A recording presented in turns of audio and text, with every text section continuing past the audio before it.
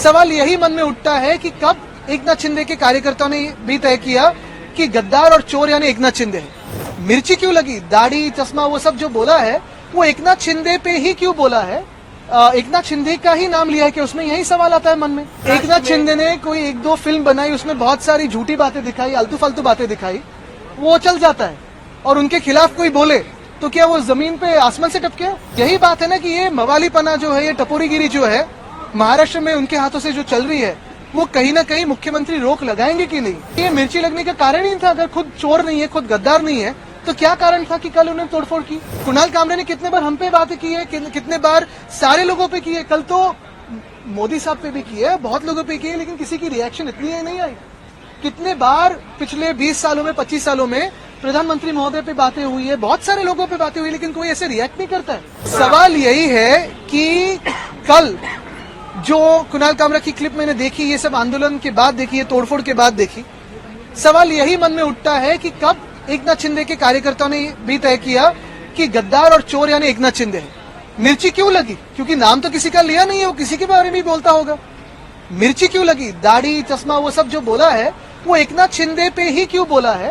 एकनाथ शिंदे का ही नाम लिया है कि उसमें यही सवाल आता है मन में। मिर्ची क्यों लगने की जरूरत थी? क्या सुपारी दी गई क्या? क्योंकि लगातार ये आरोप लग रहे हैं। देखिए, एकनाथ शिंदे ने कोई एक दो फिल्म बनाई, उसमें बहुत सारी झूठी बातें दिखाई, आलतू फालतू बातें दिखाई, वो चल जाता है। और उनके खिलाफ कोई बोले तो क्या वो जमीन पे आसमान से टपके? यही बात है ना कि ये मवालीपना जो है, ये टपोरीगिरी जो है महाराष्ट्र में उनके हाथों से जो चल रही है, वो कहीं ना कहीं मुख्यमंत्री रोक लगाएंगे कि नहीं?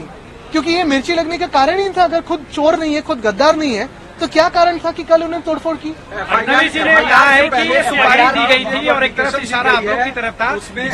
देश नहीं, पूरी दुनिया जानती है कि गद्दार और चोर कौन है, लेकिन अब तक तो ये एकनाथ शिंदे नहीं मानते थे। अभी कल जो हमला किया उन्होंने, तो अभी शायद मानने लगे हैं कि गद्दार और चोर अगर किसी के बारे में बोले तो वो खुद है। देखिए, ये सारी बातें जो है, ये सारी बातें सुपारी वुपारी की जरूरत नहीं है, ये तो उनके मन से आई है। और हम पे भी टिक्का की है ना उन्होंने।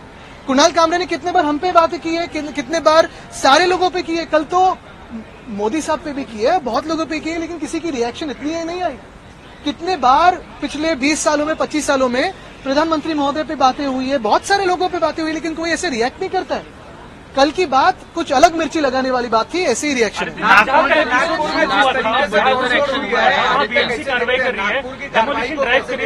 मैं यही पूछना चाहता हूं कि कल मिर्ची क्यों लगी। दूसरी बात यही है कि कल जो तोड़फोड़ हुई है, जैसे उन्होंने कहा, मुख्यमंत्री महोदय ने कहा कि नागपुर में जिन्होंने तोड़फोड़ की है उनसे पैसा लिया जाएगा। क्या कल जिन्होंने तोड़फोड़ की उनसे पैसा लिया जाएगा? तीसरी बात, क्या मुख्यमंत्री अभी इस वक्त आंखें खोल के देखे कि उनको अंडरमाइन कौन कर रहा है? ऑपोजिशन कर रही है कि खुद के जो दोस्त समझ रहे हैं वही धोखा दे रहे हैं?